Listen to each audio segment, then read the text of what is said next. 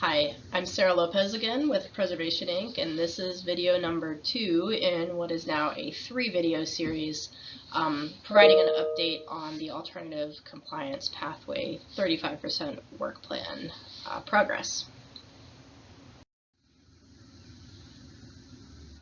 So in video number 1, sort of if you're new to the process or you want more background, the 35% work plan requirements were discussed in video 1, as was a general conceptual framework, which I'm referring to as the framework, just describing generic groundwater basin zones and how nitrogen moves into, out of, and between those zones, and then how Ag Order 4.0 concepts from the order as it currently stands apply to that framework. So if you're already an Ag Order 4.0 guru, you're familiar with the A-R equations, you probably don't need to watch that video. This video is going to focus on the alternative compliance pathway concepts that we've been discussing with our stakeholder advisory committees and how those apply to the framework. And then I'm also going to summarize in this video remaining tasks and decisions that we need to make before we submit the final work plan. Now, this was originally intended to be a single additional video, but I've actually broken it into 2 videos. So this one, video number 2, is going to deal only with groundwater protection areas. Video number 3 will deal with groundwater protection formulas. So groundwater protection areas in the Ag order, as it currently stands, break out such that every ranch is its own groundwater protection area. So Ranch 1 is a groundwater protection area, Ranch 2 and Ranch 3, and so forth. However, it's entirely possible that Ranch number 2 and number 3, which are right next to Ranch number 1, may have lower A-R values that offset higher A-R coming from Ranch number 1.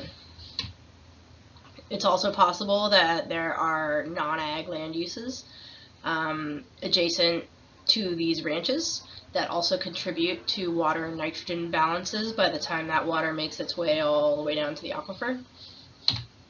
And it is possible that there are natural areas, managed water releases from dams.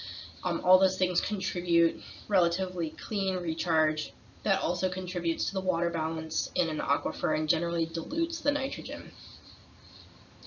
And so in the alternative compliance pathway, the idea is that we basically compile multiple ranches along with adjacent non-ag land uses and natural and managed recharge areas into a hydrologically relevant groundwater protection area. So we're talking about a basin or sub-basin areas. I put an asterisk here on the word some, because this is not to say that anything will be sort of obscured or aggregated in a way that masks individual grower data. Growers will continue to report, as they're required to by Ag Order 4.0, their nitrogen applied and nitrogen removed data at the individual ranch scale. It's simply that for the purposes of groundwater protection, we will be looking in at some of those combined inputs over a hydrologically relevant area, because there is some mixing that occurs as water makes its way down through the root zone, through the vadose zone, and into the aquifer that underlies those multiple ranches and adjacent areas. So we presented the technical and stakeholder advisory committees with some alternatives, and then committee members also introduced a 5th alternative. So in the first alternative approach, it's really not an alternative, it's simply to stick with the Ag Order 4.0 approach of assigning a groundwater protection area to be one single ranch. So that's this one.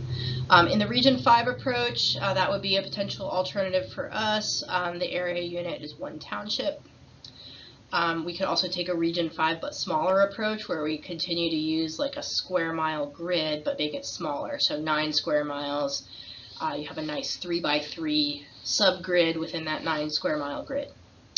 Another option is to have a kind of a basin reference unit approach. So you start out with a large hydrologically defined basin, and then you subdivide it and assign subunit numbers to those subdivisions. For example, Santa Maria Basin, cell number 2. And then the final option we discussed was what we might call the pure hydrogeologic approach, where you use subbasin and topographic boundaries only, no grid cells, nothing but the natural hydrology and geology and topography.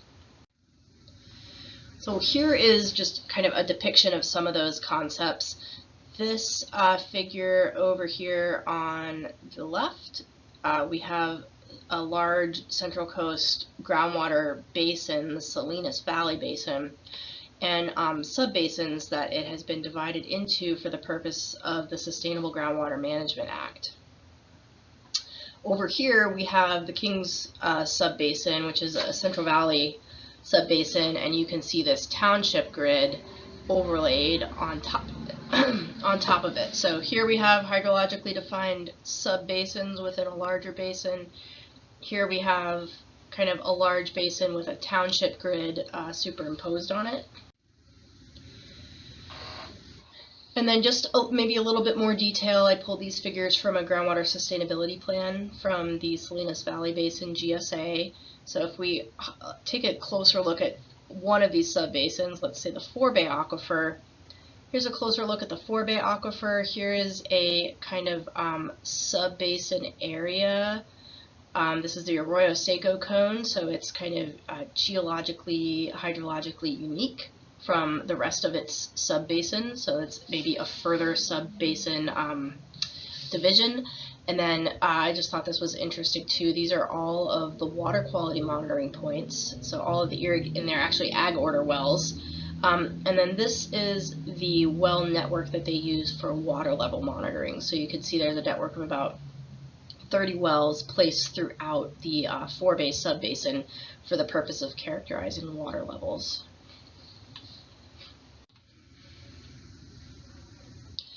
And this is, so here's a summary of sort of the discussion that occurred with the ATTAC and SAC members. So this Ag Order 4.0 approach of one ranch is the groundwater protection area was valued for its individual accountability and also the fact that it provides some protection for compliant ranches. They don't have to get smushed together with non-compliant ranches. However, there were a lot of concerns with the small size and the lack of consideration of basin scale processes. So hydrologic processes occur and affect a groundwater basin at a spatial scale larger than one single ranch, and I think that was really the overarching concern with the existing Ag Order 4.0 approach. Neither of the grid cell approaches were really preferred or liked by many, or in some cases any of our advisory committee members, due to just the lack of hydrologic relevance. These are, you know, grid squares. They bear no no reference to the topography, the geology, the way the water actually flows in the land. So those were not preferred. This basin reference unit approach, I would say not exactly this, but there was generally a preference for some kind of hybrid approach involving these hydrologic considerations and then some form of practical sub-area designation. So the larger basins are too big. We need to designate some sub-areas within those basins, and we want to consider things like land use. And so some kind of hybrid approach, I think, is where the committee's really landed in terms of a majority preference. And then this pure hydrogeologic approach is attractive on a scientific basis, but it's generally not believed to be very practical. And so that leaves our remaining tasks and decision points on groundwater protection area designation as number one, maintaining INMP reporting at the individual ranch scale for the purpose of accountability and also to protect compliant ranches. And this is something that Ag Order 4.0 requires us to do anyway. but to go ahead and designate larger groundwater protection areas for the purpose of the ACP. We're going to steer away from the pure grid cell and also the pure hydrology approaches. These were not preferred by the stakeholder committees. And then we're going to really spend the next 6 weeks further developing option 4, this hybrid approach of having some true basin and sub-basin boundaries with practical subunit designations, including land use and other factors. Now, one sort of blessing in disguise here, all of the Ag Order 4.0 groundwater priority areas, so phase 1 and phase 2, where phase 1 are outlined or shown in black. There's another one. There's another one. And then all of the phase 2 areas that are shown in gray. So here's one.